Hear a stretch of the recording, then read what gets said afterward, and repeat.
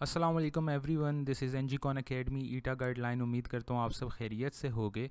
आजकल बहुत सारे क्वेश्चंस और बहुत सारी कन्फ्यूजन्स हैं स्टूडेंट्स में ईटा 2020 को लेके, like date, criteria, syllabus, preparation, online, 3 shifts, etcetera etcetera. तो आज कोशिश करेंगे कि वो तमाम सवालात जो हर स्टूडेंट के दिमाग में हैं और कंटिन्यूसली वो हमसे पूछ रहे हैं, आज उनको डिस्कस कर लें। ईटा 2020 इस साल होगा frequently asked question. Like majority students ये एक्सपेक्ट कर रहे हैं कि जैसे उनके बोर्ड एग्जाम्स कैंसिल हो गए तो शायद ईटा भी कैंसिल हो जाए, बल्कि ऐसी कोई बात नहीं, ईटा इंशाल्लाह ज़रूर होगा।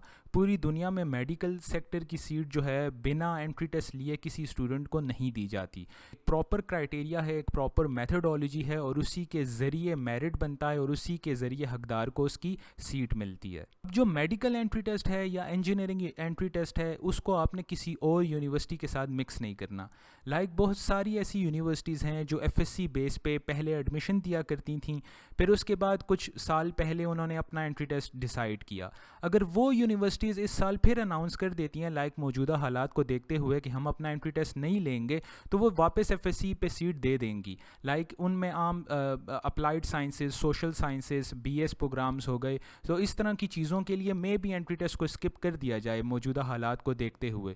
लेकिन मेडिकल एंट्री टेस्ट जो है वो इंशाअल्लाह ताला ज़रूर होगा, उस पर किसी किस्म का कोई कॉम्प्रोमाइज़ नहीं किया जा सकता।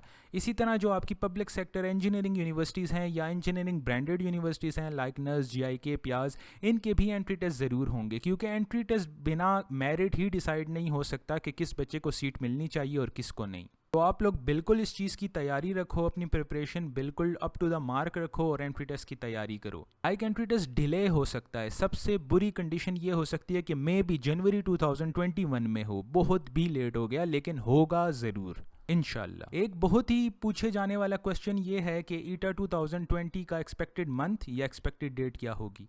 टू बी वेरी ऑनेस्ट, इस चीज़ का अभी तक कुछ भी डिसाइड नहीं हुआ। इवन अथॉरिटीज़ को भी इस चीज़ का कोई आइडिया नहीं है। वो जब तक मुल्क के हालात ठीक नहीं हो जाते, ना इस चीज़ पे कोई कमेटी, ना मीटिंग बैठेगी, ना किसी किस्म की कोई सजेशन होगी और ना किसी किस्म की अभी तक कोई डेट एक्सपेक्टेड है। लेकिन अगर एक रफ एस्टिमेशन किया जाए मौजूदा हालात को देखते हुए, तो ये एक्सपेक्ट किया जा सकता है कि मे बी आपका एंट्री टेस्ट जो है वो अक्टूबर या नवंबर के महीने में हो जाए। यानी बहुत भी जल्दी हुआ तो ये यही कोशिश करेंगे कि अक्टूबर के पहले हफ्ते, दूसरे हफ्ते इसको ऑर्गेनाइज करने की कोशिश करें।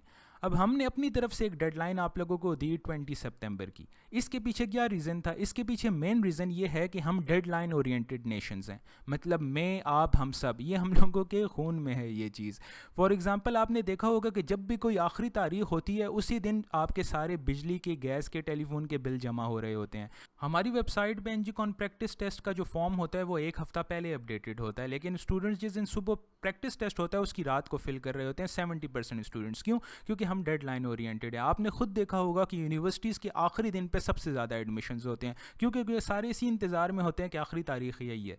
तो अगर आप लोगों को अभी से अक्टूबर नवंबर की तारीखें बता दी गई या उस चीज़ पे आपका माइंड सेट बन गया, तो आप अपनी तैयारी उस लेवल की स्टार्ट कर लोगे। इसी वजह से हम कोशिश करते हैं कि स्टूडेंट्स को 3-4 हफ्ते पहले की तारीख दे दें, ताकि वो अपना माइंड सेट, अपनी प्रिपरेशन, अपनी डेडलाइन, अपनी शेड्यूलिंग उसके मुताबिक कर लें, ताकि अगर एंट्री टेस्ट लेट हो भी जाता है और जो उनको एडिशनल बोनस टाइम मिलता है, तो जो टॉपिक्स उनसे रह गए हों या जो प्रैक्टिस उनसे रह गई हो, उस गैप को फिल करने का टाइम उनके पास हो। ऐसा ना हो कि बिल्कुल डू एंड डाई सिचुएशन हो जाए उनके लिए। इसी तरह अगर फॉर एग्जांपल हम वीसी यूएचएस को भी एज अ सोर्स कंसीडर करें, जो ऑलरेडी पीएमडीसी मेंबर भी हैं, तो उनकी स्टेटमेंट्स भी तकरीबन अक्टूबर नवंबर की तरफ ही इशारा कर रहे हैं। लेकिन फिर मेरी आप लोगों को यही सजेशन होगी कि आप कोशिश करो सितंबर के आखिरी वीक तक आप अपने आप को बिल्कुल रेडी रखो, ताकि आखिर में अगर एडिशनल आपको कोई बोनस टाइम या बोनस 3-4 हफ्ते मिल जाएं, तो उसमें मज़ीद आप अपने कॉन्सेप्ट्स को पॉलिश भी कर सको और वो तमाम चीज़ें जो आपसे रह जाएँ उनको कवर भी कर सको। अब ये स्टूडेंट्स के लिए बहुत ज़्यादा कन्फ्यूजिंग पार्ट है, आई डोंट नो वाई। कुछ सजेशंस हम लोगों के सामने आई थी कि पीएमडीसी ने अलाउ किया एडमिटिंग यूनिवर्सिटीज़ को कि वो अपना एंट्री टेस्ट जो है वो 3 शिफ्ट्स में ले सकते हैं। दूसरी ये भी सजेशंस थी कि मे बी इस दफ़ा जो एंट्री टेस्ट हैं वो ऑनलाइन हों। इन दोनों सिचुएशंस में आपको बिल्कुल घबराने की ज़रूरत नहीं है। फॉर एग्जांपल ऐसी बहुत सारी यूनिवर्सिटीज़ हैं, बड़ी यूनिवर्सिटीज़ हैं, जो अपना एंट्री टेस्ट जो है डिफरेंट शिफ्ट्स में कंडक्ट करती हैं, और ऐसी भी काफ़ी सारी यूनिवर्सिटीज़ हैं जो ऑलरेडी ऑनलाइन एंट्री टेस्ट अपने ले रही हैं। तो सबसे पहले ऑनलाइन एंट्री टेस्ट को डिस्कस कर लेते हैं कि अगर आपका ईटा एंट्री टेस्ट 2020 ऑनलाइन होगा तो उसकी क्या मेथडोलॉजी होगी। अगर हम ऑनलाइन एंट्री टेस्ट की बात करें या ऑनलाइन ईटा की बात करें तो उसकी मेथोडोलॉजी वैसी ही होगी जैसे आप ऑनलाइन एंट्री टेस्ट एनजीकॉन की वेबसाइट पे सॉल्व कर रहे हैं। लेकिन फ़र्क सिर्फ इतना होगा कि आप अभी अपने घर से उस टेस्ट को सॉल्व कर रहे हो। अगर आपका एंट्री टेस्ट ऑनलाइन हो जाता है तो वही टेस्ट आपको टेस्ट सेंटर के अंदर जाके सॉल्व करना पड़ेगा। For example like online practice test आपके पास इस तरह के होते हैं, एक प्रॉपर टाइम लिमिट लगा होता है और 200 सवाल आपको मिलेंगे टेस्ट में। तो आप इस तरीके से जब एक सवाल हल कर लोगे तो आप अगले सवाल पे चले जाओगे, इसी तरह अगला सवाल हल करके उसके अगले सवाल पे। यहाँ पे आपको डिस्प्ले होता रहेगा कि आपने कितने सवाल कर लिए हैं और कितने रहते हैं। जैसे ही आप ये टोटल 200 MCQs कर लोगे या आपका ये टाइम ख़त्म हो जाएगा, फ़ौरन आपका रिज़ल्ट आपकी स्क्रीन पर डिस्प्ले हो जाएगा। एग्जामिनर्स आपको आपका रिज़ल्ट कार्ड प्रिंट करके दे देंगे और उनके पास आपका डेटा सेव हो जाएगा। तो ये एक तरह से समरी थी ऑनलाइन एंट्री टेस्ट की। अगर हम ईटा ऑनलाइन की बात करें तो मे बी एडमिनिस्ट्रेशन को या ऑर्गेनाइजर्स को बहुत ज़्यादा इसमें परेशानी का सामना करना पड़े।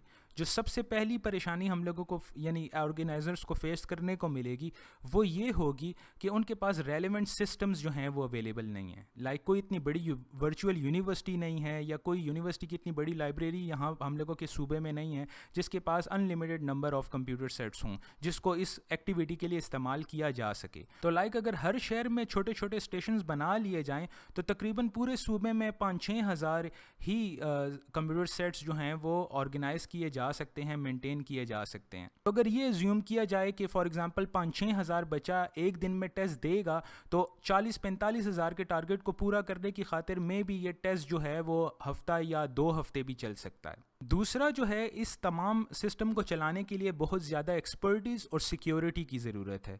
जबकि ऑलरेडी हमने पहले भी ऐसा कोई एक्सपेरिमेंट नहीं किया तो फ़ौरन ईटा मेडिकल या ईटा इंजीनियरिंग जैसे बड़े एंट्री टेस्ट में इस तरह का एक्सपेरिमेंट करना थोड़ा खतरनाक हो सकता है। इसके अलावा अगर हम ऑनलाइन टेस्टिंग की बात करते हैं तो आपके सूबे में सिर्फ एनजीकॉन ही ऐसा इदारा है जो ऑनलाइन टेस्टिंग में गवर्नमेंट के साथ रजिस्टर्ड है।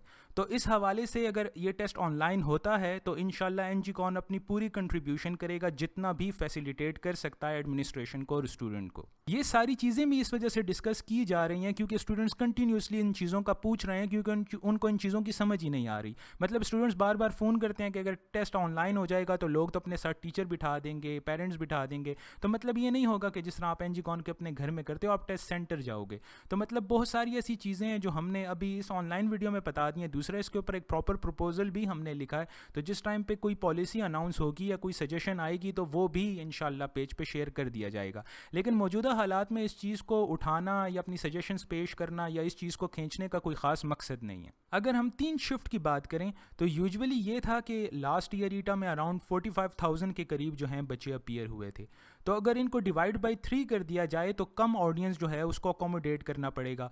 तो अगर हम लोग ये एक्सपेक्ट कर रहे हैं कि हम एंट्री टेस्ट सितंबर, अक्टूबर या नवंबर में लेंगे तो ऑलरेडी मौसम ऐसा होगा कि बड़े बड़े ग्राउंड्स को यूटिलाइज़ करके वहाँ पे टेस्ट लिया जा सकता है। तो अगर आप ये पिछले टेस्ट सेंटर्स की तस्वीरें देखें तो आपने ये नोट किया होगा कि स्टूडेंट्स के दाएं बाएं आगे पीछे तकरीबन 2 फुट का गैप दिया जाता है। तो अगर स्ट्रेंथ ऑलरेडी कम कर दी जाएगी, मतलब डिवाइड बाई 3 कर दिया जाएगा, तो ऑटोमेटिकली स्टूडेंट के दाएं बाएं आगे पीछे 6 फुट का गैप आ जाएगा। तो इसी तरीके से जितने नंबर ऑफ इंटरेस्टेड पार्टिसिपेंट्स हैं उनको 3 ग्रुप में डिवाइड करके 3 संडेज पे भी ये एक्टिविटी करवाई जा सकती है। लास्ट ईयर शादी हॉल जाने का मेन मकसद जो था वो गर्मी थी क्योंकि बाहर लॉन्स में ये एक्टिविटी हो नहीं सकती थी। लेकिन ऑलरेडी अब जब हम एंट्री टेस्ट कंडक्ट करेंगे लाइक अक्टूबर में या नवंबर में तो मौसम ऐसा होगा कि बड़े लॉन्स में आराम से अकोमोडेट हो सकती हैं इस तरह की एक्टिविटीज़। इसके अलावा ये भी एक बड़ा रेलेवेंट क्वेश्चन था कि ईटा 2020 का सिलेबस क्या होगा। आपका जो सिलेबस है आपकी टेक्स्ट बुक्स होती हैं, तो अभी आपकी अगर बुक्स चेंज हो गई हैं तो फॉर एग्जांपल आप उन्हीं बुक्स को फॉलो करोगे जो आपने एफएससी में पढ़ी थी। और फॉर एग्जांपल आपका बोर्ड आने वाला है तो जो आपने एफएससी की किताब पढ़ी है जारी बात है उसी में से आपने बोर्ड देना था ना। सिमिलरली आपने जिस किताब से एफएससी की है उसी किताब से आपका ईटा भी आएगा। लेकिन अगर कोई चीज़ रिवाइज हुई है लाइक न्यू बुक्स आई हैं तो मे बी उनमें कुछ एडिशनल पॉइंट्स आए होंगे, तो अभी आपके पास टाइम है, आप न्यू किताबों को भी देख सकते हो जो उसमें एडिशनल इन्फॉर्मेशन है या यूजफुल कॉन्सेप्ट्स हैं आप उनकी भी प्रैक्टिस कर सकते हो। ऐसी कोई बात नहीं है कि अगर आपकी पुरानी किताबों में प्रोजेक्टाइल था तो नई किताबों में वो है ही नहीं, या पुरानी किताबों में कुछ था तो नई किताबों से गायब हो गया। मतलब सेम टाइप ऑफ चीज़ें हैं लेकिन उन चीज़ों को मज़ीद रिफ़ाइन करने की कोशिश की जाती है नए एडिशन में। भी एक फ्रिक्वेंटली आस्क्ड क्वेश्चन था कि एनजीकॉन प्रैक्टिस टेस्ट सेंटर के अंदर कब से स्टार्ट होंगे। तो बच्चे, जब तक लॉकडाउन चल रहा है हम किसी तरह की कोई सोशल गैदरिंग या एक्टिविटी नहीं करवा सकते। तो जैसे ही लॉकडाउन हम लोगों का ऑफ नोटिफिकेशन आ जाएगा उसी दिन हमारा टेस्ट शेड्यूल भी हम पब्लिश कर देंगे। तो जब तक ये लॉकडाउन सिचुएशन है, हम लोगों ने एनजीकॉन का एक ऑनलाइन प्रैक्टिस टेस्ट अकाउंट जो है वो क्रिएट किया है, तो आप सब बच्चे वो भी ज्वाइन कर सकते हो कि जब तक ये लॉकडाउन सिचुएशन है आपकी प्रैक्टिस जो है वो डिस्टर्ब ना हो। अगर आप टॉपर्स के भी फीडबैक्स पढ़ो, चाहे वो बोर्ड टॉपर्स हों, चाहे वो एंट्री टेस्ट टॉपर्स हों, चाहे 2018 के हों या 2019 के, उन तमाम के फीडबैक में ये चीज़ ज़रूर है कि उन्होंने एनजीकॉन प्रैक्टिस टेस्ट को तमाम स्टूडेंट्स ने रिकमेंड किया है। तो अगर तमाम स्टूडेंट्स रिकमेंड कर रहे हैं तो इसका मतलब है कि दे हैव समथिंग ना, एनजीकॉन हैव समथिंग। बाकी मैं इस चीज़ को स्ट्रांगली रिकमेंड करूंगा कि वो तमाम बच्चे, चाहे वो एनजीकॉन स्टूडेंट हैं या एनजीकॉन स्टूडेंट नहीं है, किसी और एकेडमी में पढ़ रहे हैं, वो एनजीकॉन प्रैक्टिस टेस्ट ज़रूर अटैम्प्ट करें। मैं ये इस वजह से नहीं बोल रहा कि मैं एनजीकॉन का हिस्सा हूं तो मैं इस चीज़ को ज़ोर पे बच्चों को इंप्लीमेंट कर रहा हूँ या बच्चों को इस तरफ ला रहा हूँ, क्योंकि इसमें आपको हर किस्म का एमसीक्यूज़ मिलेगा, चाहे वो नॉलेज बेस एमसीक्यूज़ हो, कॉन्सेप्चुअल बेस एमसीक्यूज़ हो, सिचुएशन बेस एमसीक्यूज़ हो, बुकिश एमसीक्यूज़ हो। तो इससे क्या होगा कि जब वो तमाम एमसीक्यूज़ के मरहलों से आप गुजरोगे तो चाहे आपके पास किसी किस्म का भी पेपर आ जाए, चाहे वो ईटा 2017 जैसा हो, 2018 जैसा हो या 2019 जैसा हो, आप उसके लिए फुली प्रिपेयर्ड होगे। ये भी स्टूडेंट्स का एक फेवरेट क्वेश्चन है, लाइक मेडिकल एग्रीगेट फार्मूला या एग्रीगेट क्राइटेरिया इस साल का क्या होगा। टू बी वेरी ऑनेस्ट, ये तमाम चीज़ें जो हैं पीएमडीसी डिसाइड करता है, लेकिन पीएमडीसी की सिचुएशन भी सबके सामने है। लाइक सबसे पहले जो है पीएमसी आ गया, फिर उसके बाद पीएमडीसी रिस्टोर्ड हुआ जिसकी वजह से उनका टाइम वेस्ट हुआ। उसके बाद जब वो आए तो उनका पहला मोटिव था कि डॉक्टर्स की रजिस्ट्रेशन करना ताकि वो अपने आगे अपने कैरियर जो है वो स्टार्ट कर सकें। उसके बाद कोविड-19 की सिचुएशन सबके सामने है। तो इस सारी सूरत हाल में क्या चीज़ होती है, वही चीज़ होती है कि भाई जो लास्ट ईयर था वही इस साल इम्प्लीमेंट कर लो। तो अगर हम करंट क्राइटेरिया की बात करें तो इस टाइम पे करंट क्राइटेरिया वही है जो 2019 में था, लाइक 50% एफएससी, 50% एंट्री टेस्ट।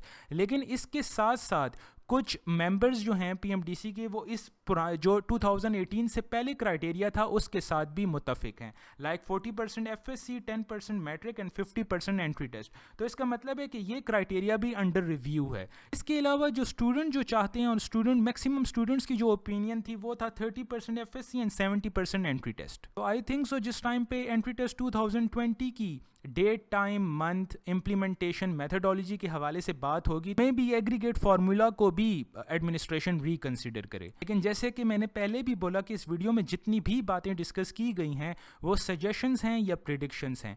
अभी तक ऑफिशियली कुछ भी डिसाइड नहीं हुआ कि ईटा की डेट क्या होगी, मंथ क्या होगा, टाइम क्या होगा, इम्प्लीमेंटेशन क्या होगी, मेथडोलॉजी क्या होगी, तरीक़ेकार क्या होगा। एक चीज़ जो क्लियर है वो सिर्फ और सिर्फ ये है कि ईटा एंट्री टेस्ट ज़रूर होगा इंशाल्लाह। इस वीडियो की डिस्क्रिप्शन में हमने एक ईटा अपडेट्स का फॉर्म का लिंक भी दिया है, तो वो तमाम स्टूडेंट्स जो ये चाहते हैं कि जब भी कोई चीज़ ऑफिशियली डिसाइड हो तो उनको एक एसएमएस आ जाए कि तमाम students as such social media पे हर टाइम नहीं मौजूद होते, तो वो बच्चे वो फॉर्म फिल कर लें। तो जैसे ही कोई चीज़ ऑफिशियली अनाउंस होगी डायरेक्टली आपको एनजीकॉन की तरफ से एक मैसेज आ जाएगा। इसके अलावा अगर कोई क्वेश्चन हो तो आप नीचे कमेंट कर सकते हो। थैंक यू वेरी मच, अपना ख्याल रखिएगा, अल्लाह हाफिज़।